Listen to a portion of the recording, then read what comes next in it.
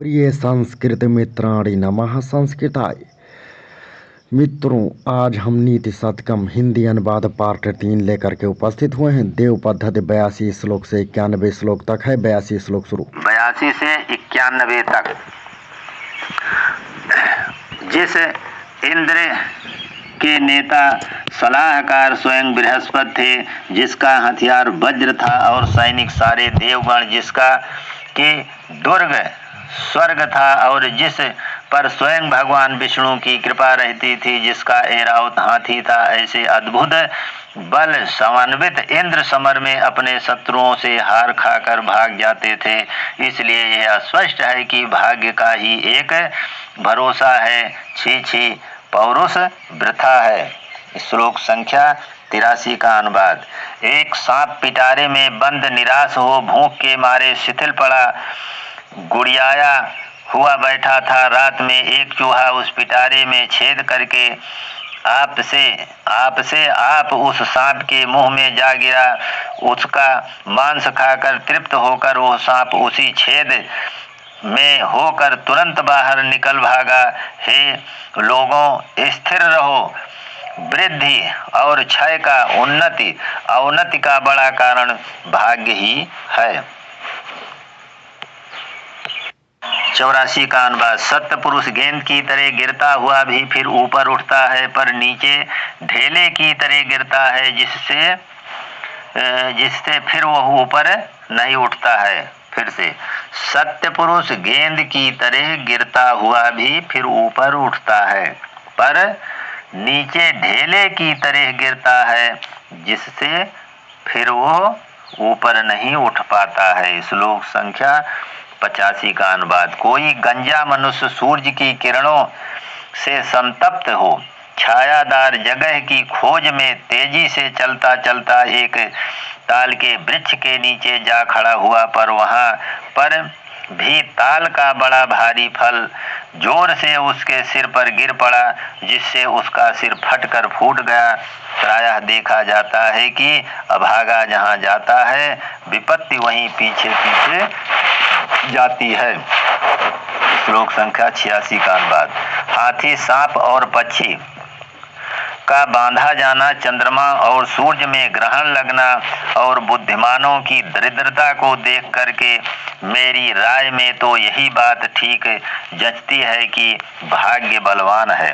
श्लोक संख्या 87 का अनुवाद। ब्रह्मा सर्वगुण संपन्न तथा पृथ्वी के भूषण पुरुष रत्न की सृष्टि तो करता है सही, परंतु उसे क्षणभंगुर बना देता है। हाय दुख, ब्रह्मा की कैसी मूर्खता है। श्लोक संख्या 88 का अनुवाद। यद्यपि यह चंद्रमा अमृत का खजाना है, संजीवनी आदि औषधियों का स्वामी है, सो वैद्यों से घिरा रहता है और स्वयं शिव के सिर का भूषण है, तथापि इस चंद्रमा को भी राजक्षमा रा आकमांत्रा जा या कच्छा वाला दाचा माँ आकमांत्रा राजक्षमा रोग नहीं छोड़ता। इसे भी धर दबाता है, अथवा भाग्य का लिखा विधि के विधान को कौन मिटा सकता है, दुर्भाग्य के फल को कौन लांघ सकता है। श्लोक संख्या 89। प्रिय मित्र, दुष्ट ब्रह्मा ठीक कुम्हार की भांति मेरे चित्त को माटी का लोंदा मृत पिंड बनाकर चिंता रूपी चाक पर उसे चढ़ाकर विपत्ति रूपी डंडे की मार से घुमा नचा रहा है। मैं नहीं जानता वो क्या करेगा, कैसी कैसी विपत्ति पर मुझ पर पड़ेगी, मैं नहीं जानता। श्लोक संख्या 90 का अनुवाद। रे मतिमंद विधि, तू जो विपत्ति काल में महापुरुषों का धैर्य नाश देखने की चेष्टा करता है, अपने उस दुष्ट प्रयास को छोड़ो। कल्पांत होने पर भी कुल पर्वत और समुद्र इतने छोटे नहीं होते कि अपनी मर्यादा को लांघ जाएं। 91 का अर्थ।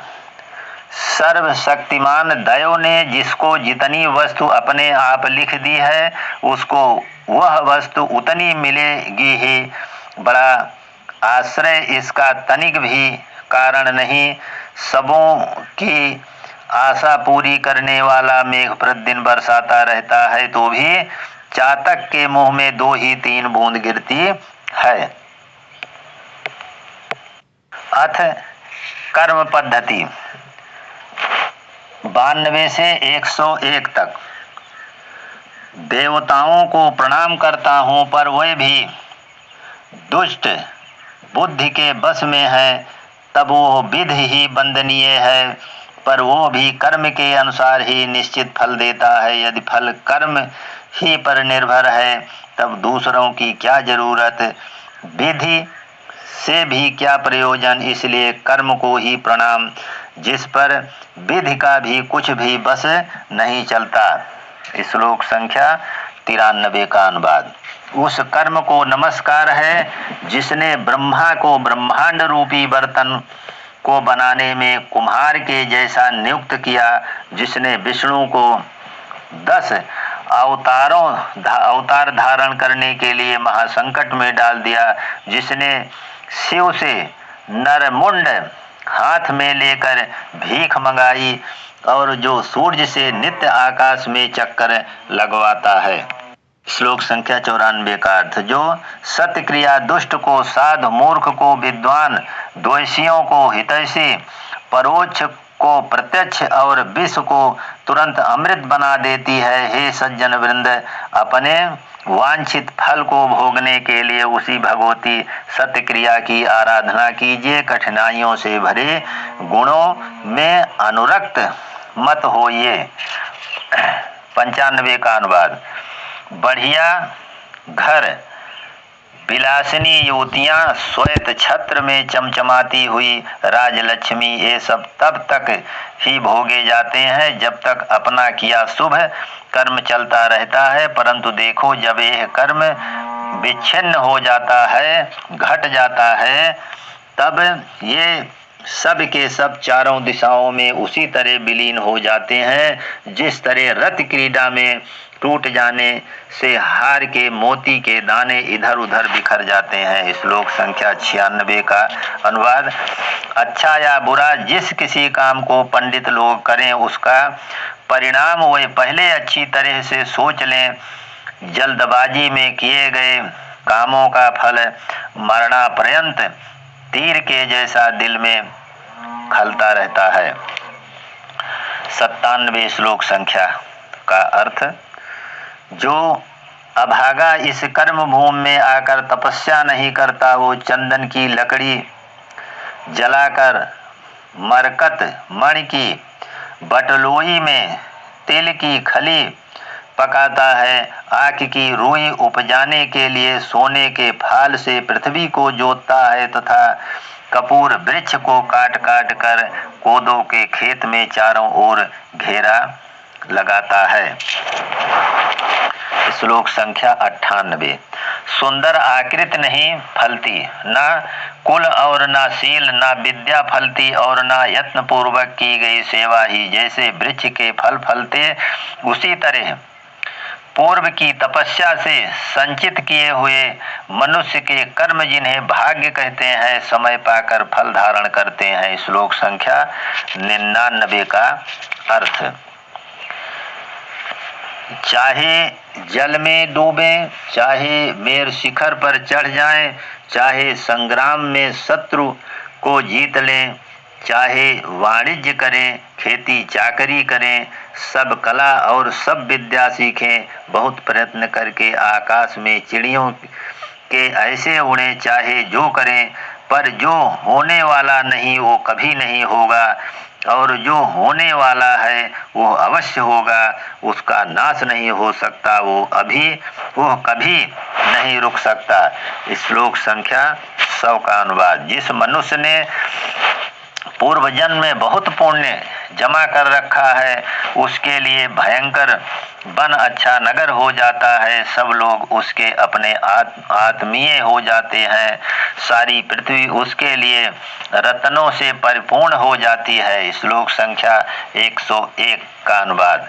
रण में, वन में, शत्रुओं के बीच में, जल में, अग्नि में, महासमुद्र में या पर्वत शिखर पर चाहे सोया हो या उन्मत्तावस्था में हो, जैसे कैसी ही विषम स्थिति में मनुष्य क्यों न हो, परंतु पूर्वकृत पुण्य उसकी उस हालत में भी रक्षा करते हैं।